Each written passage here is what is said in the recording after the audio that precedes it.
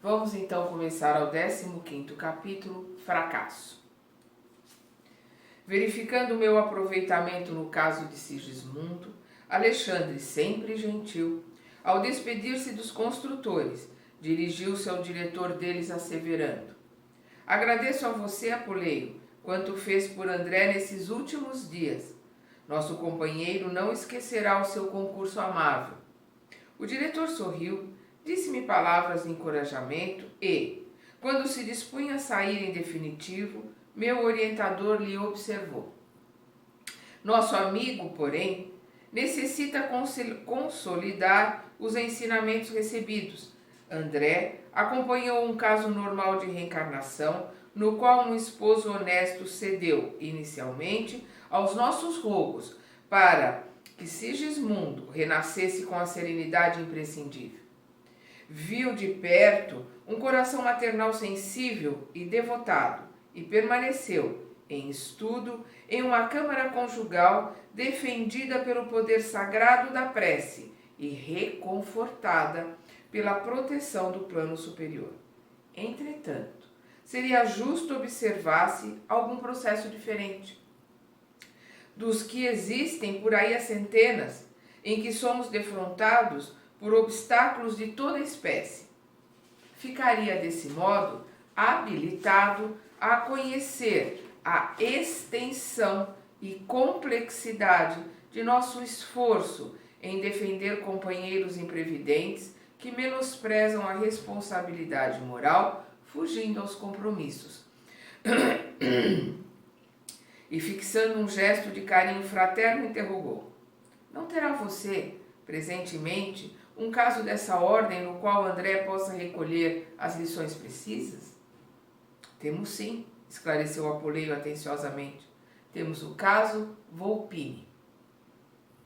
E porque Alexandre ignorasse o processo que se referia, continuou: logo depois de organizar as bases de Sigismundo, ocupei-me de outros serviços da mesma natureza, e entre esses foi confiada à nossa vigilância a tarefa relativa ao irmão que mencionei.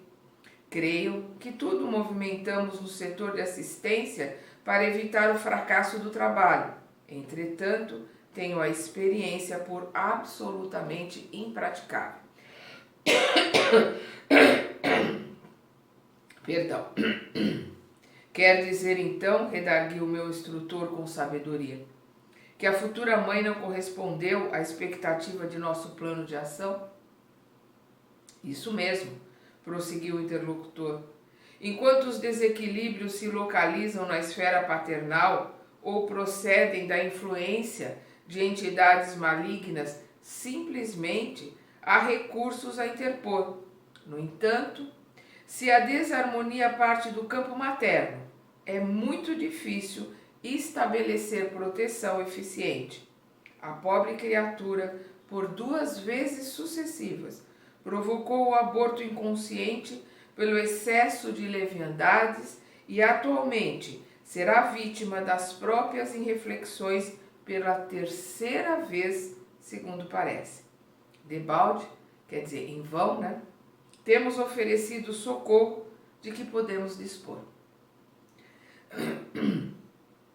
A infeliz deixou-se empolgar pela ideia de gozar a vida e irmanou-se a entidades desencarnadas da pior espécie, que, para acentuar os seus planos sombrios, separaram-na do próprio companheiro, ansiosas por lhe precipitar o coração na esfera das emoções baixas. Enquanto Alexandre o ouviu em silêncio, Apuleio continuava depois de longo intervalo. Volpini atingiu agora o 7º mês de gestação da nova forma física, mas a noite próxima será decisiva para ele. Já recebeu um apelo dos colaboradores que ficaram nas imediações do caso, em serviço ativo, no sentido de evitar certas extravagâncias da futura mãe, projetadas para hoje. Entretanto, não creio, sejamos por ela obedecidos. A organização fetal não se encontra em condições de suportar novos desequilíbrios. E se a pobrezinha não despertar para o dever, abrirá ainda hoje uma terceira falência. Se André puder vir conosco, dar-nos-á muito prazer. Alexandre, que me parecia muito circunspecto, naquele momento, dando a ideia de quem não desejava cultivar qualquer comentário menos edificante, considerou: nosso companheiro irá com vocês. Por vezes, para preservar convenientemente a saúde, é preciso conhecer as enfermidades. Para cultivar o bem, é necessário não ignorar a existência do mal.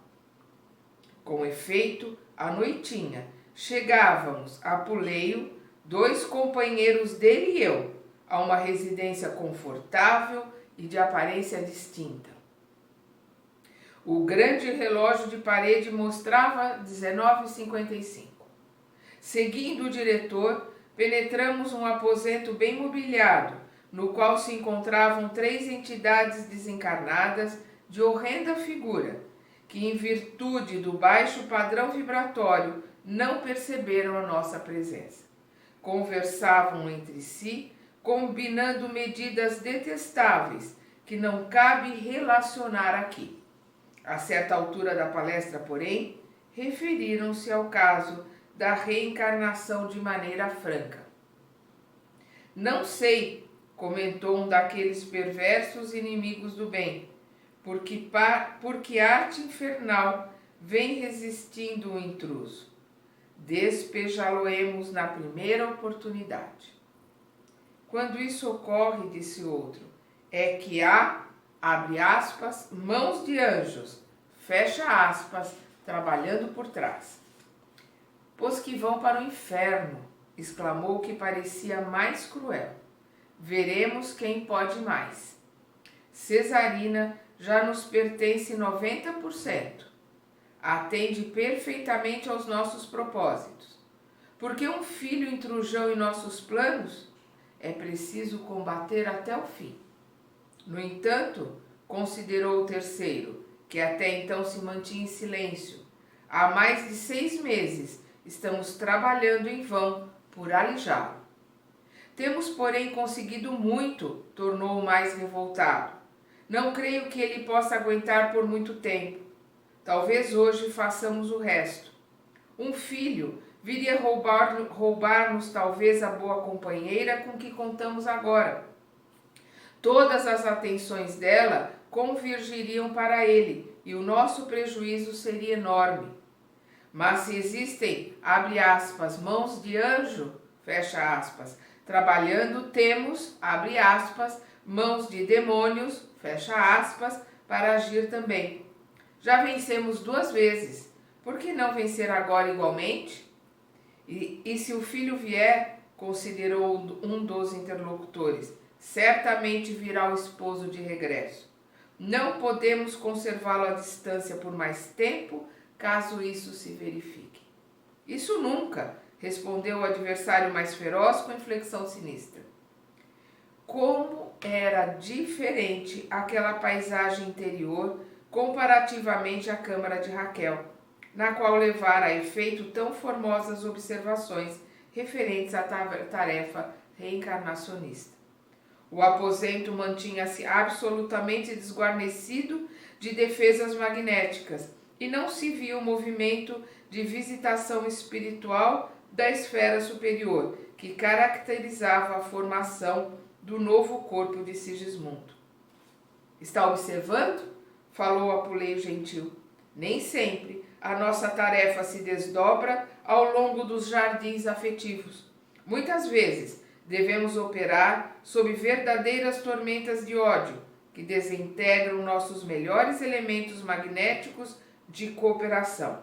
Esse caso é típico. Então nós estamos vendo aqui uma mãe que se alinhou a espíritos menos esclarecidos. Como disse o Alexandre, a gente tem que ver os 2 lados. Aqui eles estão mostrando o lado onde as forças menos esclarecidas, nossos irmãozinhos ignorantes, dominam uma irmã imprevidente associada a eles está fazendo com que o seu processo de gravidez, né, falhe, né, caia em falência, desculpa, e ela vem a abortar. Perdão.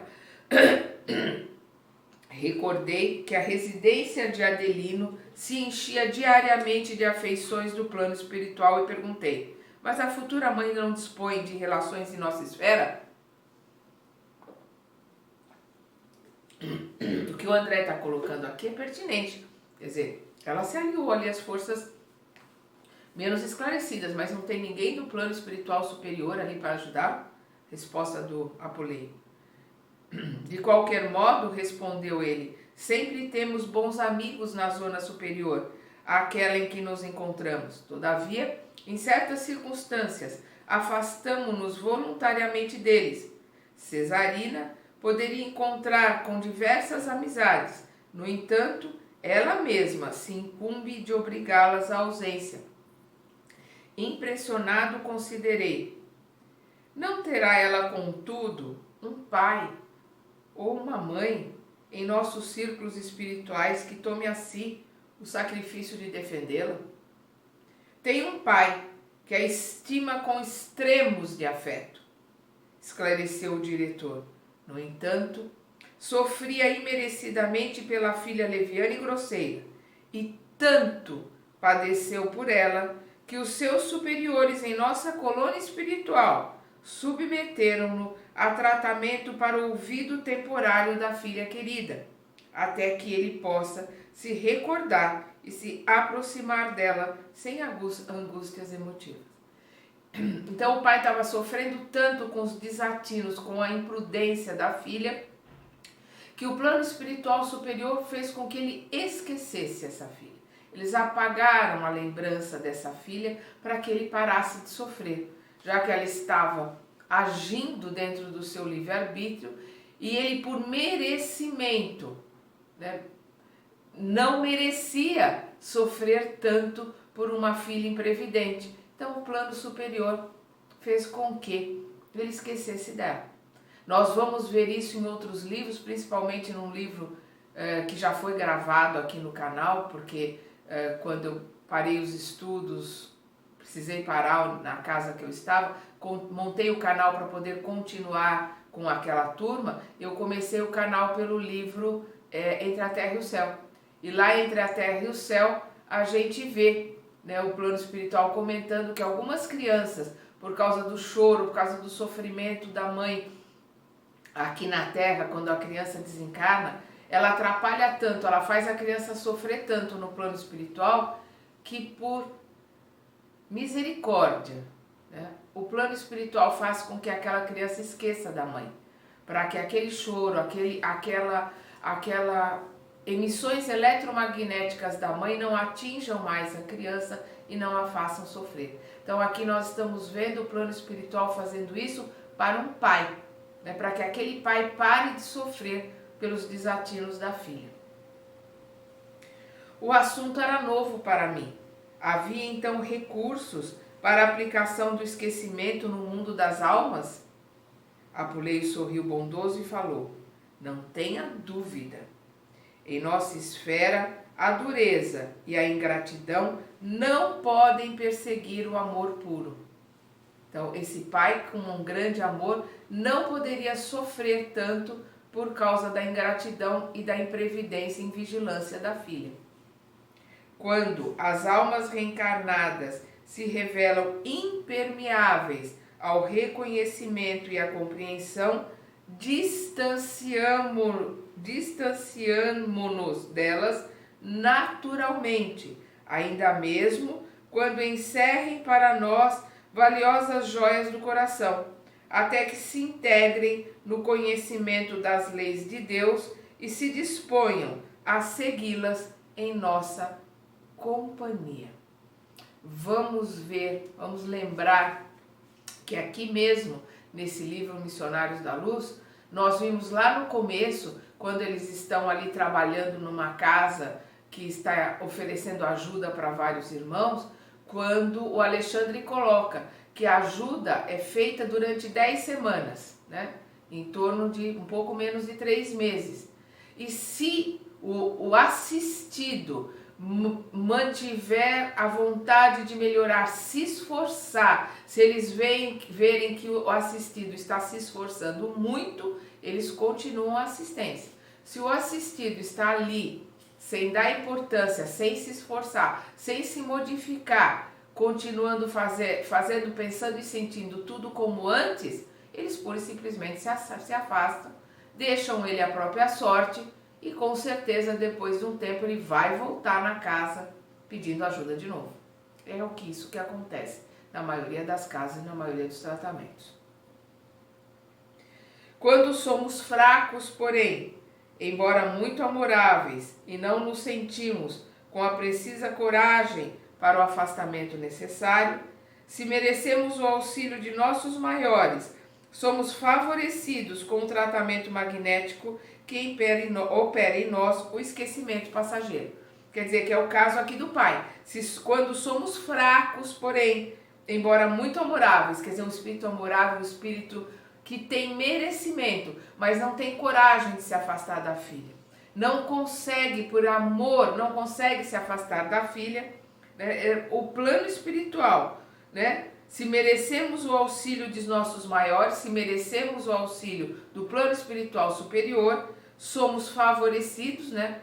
Ele fala somos, que é ali no plano espiritual, né? Somos favorecidos com o tratamento magnético que opera em nós, esquecimento passageiro. Ninguém vai esquecer um ente querido, ninguém vai esquecer um familiar para sempre.